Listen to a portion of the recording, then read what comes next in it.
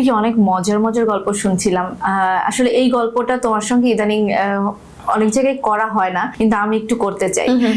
তোমার মায়ের গল্পটা করতে চাই, যে একটা সময় তো মায়ের হাত ধরে ইন্ডাস্ট্রিতে আসা, মায়ের সঙ্গেই সবকিছু ছিল, আর একটা মেয়ের জীবনে আসলে মায়ের জায়গাটা তো অপূরণীয়। কিন্তু সেই জায়গাটা যে তুমি বেড়ে উঠেছো, তুমি চ্যালেঞ্জের সঙ্গে অনেক অনেক কিছু, অনেক প্রতিকূলতাও তুমি ফেস করেছো। আসলে এই জায়গাটা কেমন ছিল, এই চ্যালেঞ্জটা কতটুকু ছিল? অবশ্যই ইজি ছিল না কোনোভাবেই, ইজি তো ছিলই না, বরঞ্চ মানে অনেক কষ্টই হয়েছে।